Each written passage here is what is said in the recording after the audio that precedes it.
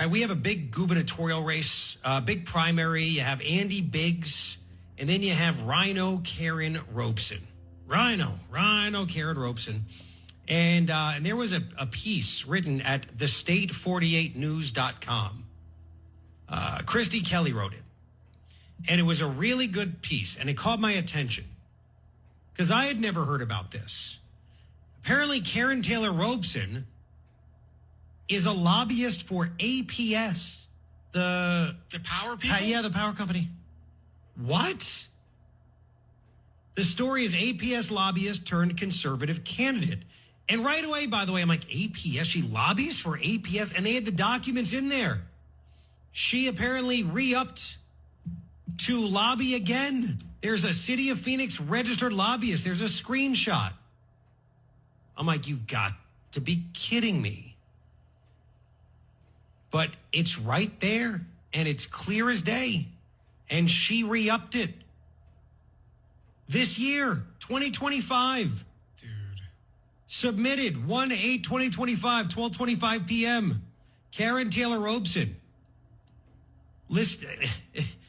It says here, list of the CEO, all officers, and employees who lobby and their positions with the organization. Wow. My gosh. It's kind of a big deal, no?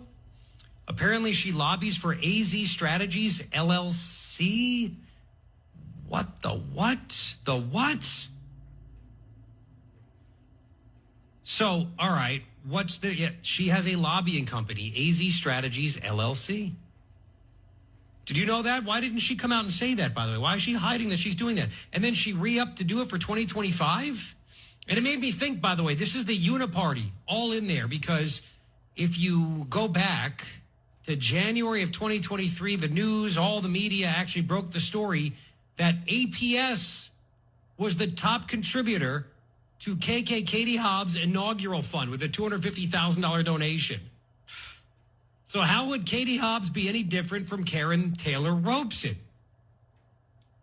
Anyway, that's the uniparty right there, right? You can't hide it. Can't hide it. So it says here that Karrin founded and leads Arizona Strategies, a land use strategy firm in Phoenix. Before that, she was the executive vice president at DMB Associates, a real estate development company, and a principal at Biskind, Hunt, and Taylor. They specialize in land use and zoning law. Right, so you had all this stuff. Remember, she was also on the Arizona Board of Regents, and she did not crack down on the masking. I mean, she's a hardcore leftist. She bundled money, raised money from a bunch of people for Ruben Gallego to win a congressional seat. She's all over the place, right? Apparently, it says here, what does not appear in her widely available bios is that Robson is a paid lobbyist for APS, the state's largest utility. According to state records, she is a registered lobbyist. She's registered as a lobbyist under her firm, Arizona Strategies. And she is the firm's sole listed lobbyist. Huh. So she works for APS. Do you like your electric rates, by the way? You think they're good? Yeah. I know we're not APS down here yet. Oh, yeah, actually, we are APS. Never mind. In Pinal, yeah? Yeah, we are APS. Yep. I'm so used to thinking Tucson. They're basically a monopoly. Yeah, pretty much. Right? That's really what it is. So if Karrin, God forbid, became governor of Arizona, would APS just continue to raise rates like crazy? Because they know that, they've paid her to be a lobbyist for a long time. Who would Karrin work for, APS or the people? It's a legit question, isn't it? And why has she hidden this from us for so long? Because you know how much everybody loves lobbyists. The power bill. Yep, that too. And the lobbyists. It's like the worst of both worlds right there. Wow, she is in a bad spot now. So, and again, why are you hiding this? She needs to say something about it, doesn't she? Mm-hmm. I would think so. So she was a paid lobbyist for APS. And APS, they're into some bad stuff, man. Some bad stuff.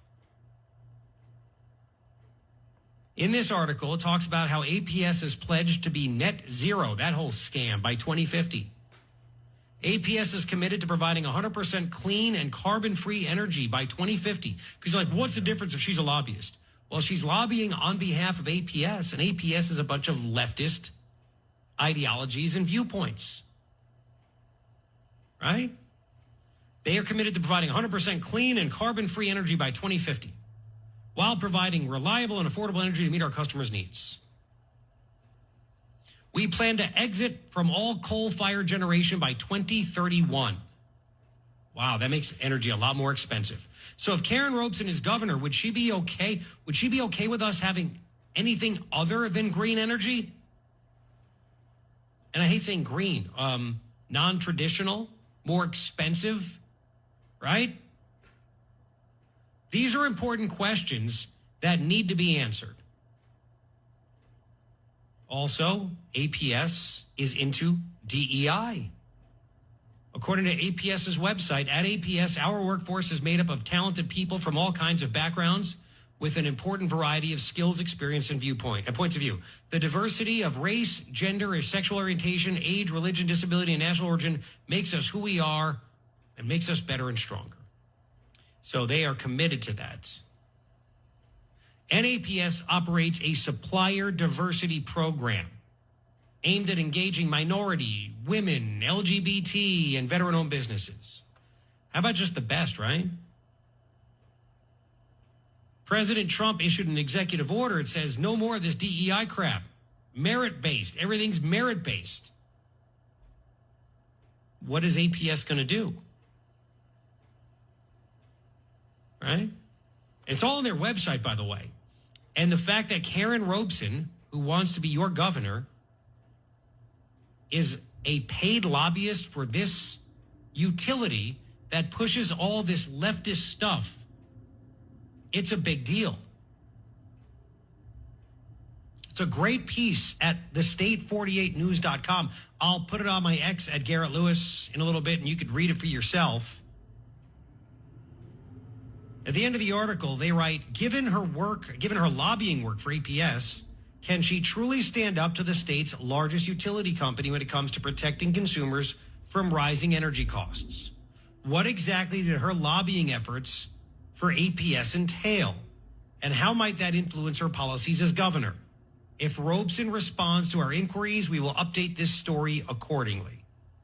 So apparently, Karrin has not answered. It's not like she wants to be governor or something. Wow. I'll ask Andy Biggs. I'll get Andy Biggs on the show at some point again, and I'll ask him about this and ask him about these crazy leftist ideas and screwing us over with power. I'm pretty sure, I know he met with Lee Zeldin, I think yesterday, the day before, the EPA administrator. And they want to keep energy affordable and not go for this scam stuff. But if Karrin becomes governor, that's why you say, what's worse, a rhino or a Democrat? I'm not sure. At least in a Democrat, you know what you're dealing with. With her so far, she collects money for Ruben Gallego. Now she's doing this. She's a lobbyist for APS. Yep. What else does she have hidden? What else is she hiding? It's not. She did say Trump was a drag on the Republican Party. There is that. So, we've played that a million times, that soundbite that she said that. But again, why is she hiding this? She's a registered APS lobbyist. Would you be on the side of people or be on the side of APS? Who's paying you more? Yeah. And again, APS, man, they keep charging and raising rates, and yet all they do, they donate to Hobbs. They pay Robson to be a lobbyist. Yeah, it's a big deal. You can let me know what you think on the iHeartRadio app on the TalkBack features. If you don't have it, download it. Search Garrett Lewis, tap the microphone, and let me know exactly what you think. And Karrin is always welcome on this show. She's never wanted to come on the show. I know you might be surprised by that. Yeah. So it's not good that she is so close to them. And she definitely needs to answer, doesn't she? I think so.